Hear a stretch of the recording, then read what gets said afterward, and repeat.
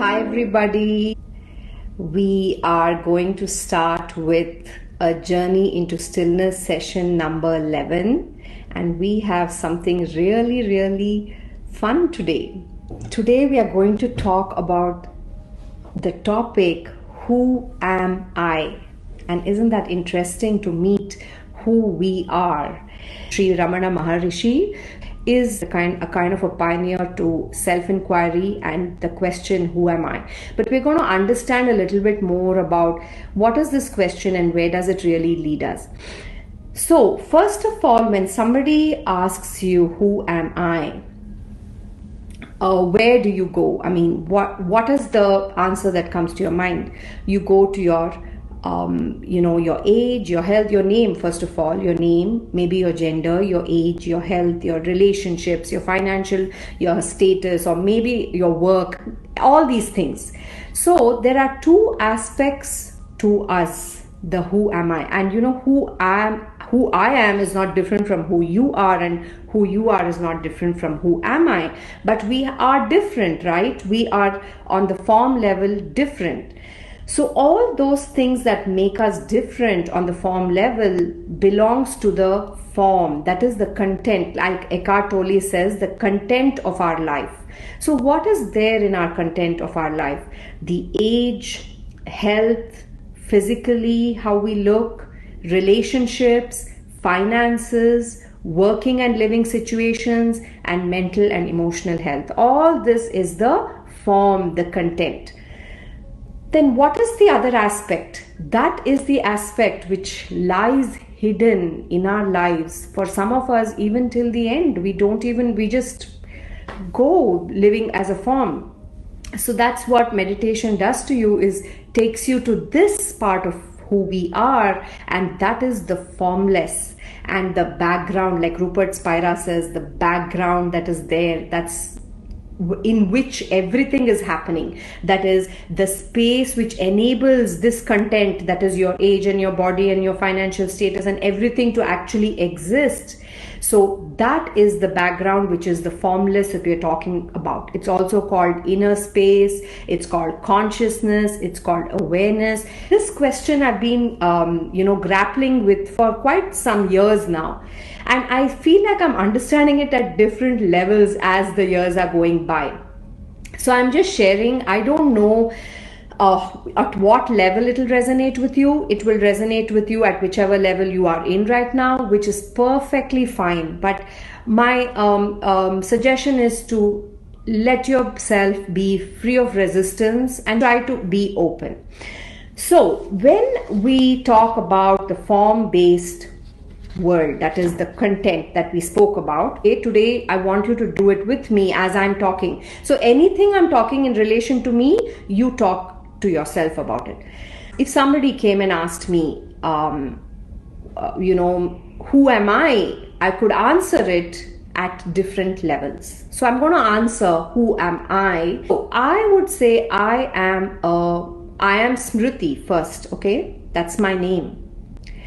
I am a woman. I am 48 years old. I am an Indian. I am a teacher. I am healthy. I am a wife. I am married. I am a mother.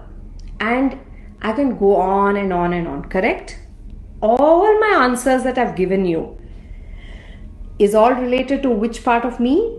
The form. That's the content part of me, right? You all will agree. And I hope you all did this exercise even at home right now for yourselves. If we said, I am Smruti, I am 48 years old, I am an Indian, I am a woman, I am a teacher, I am a. So what is the constant here? In all this that we said, the constant is I am. Correct? So this constant I am is the I that we need to experience and is the formless. So this I is constant. It's the same. It hasn't changed. The I is the same. The I is ever present. The I is what we continuously are. Whether you're being a mother or a father or whatever you're being I before that. So I is the awareness, and that is aware of everything else. We are going to talk about self-inquiry as described by Sri Ramana Maharishi, okay? We are going to do self-inquiry. Let's start with the question, who am I? We're going to do a self-inquiry exercise. Now, for this self-inquiry exercise, there is one thing we just learned about ourselves. And what is that? The I that is constant. That is who we are, the I that is constant. Now let's start inquiring. The first inquiry, who am I? Am I the body? Look at this cute little doll. Am I the body? Put your awareness on this body. That's your body. Am I the body? Now let's inquire. How do we know? Are we the body? This body that we have now looks different. It was not the same when I was born. It was not the same when I was a 5-year-old. It's not the same when I was 20 years old. And definitely it's not going to be the same when I am 80 years old, right? But the I that I am is a constant. The body keeps changing. The I that is in is the same when I was a newborn baby. The I that I was is the same when I was 5 years old. And the I is the same now. And the I will be the same even when I'm 80. Let's go to the next step of the inquiry. Am I my thoughts? Oh, but when I notice, I see that my thoughts keep on changing. They are not the same. Do you agree with me? We've done a meditation on thoughts, and we've seen that it changes. But the I that I am is constant, no matter what thought appears and disappears. So I can comfortably say that I am not my thoughts. Let's move on.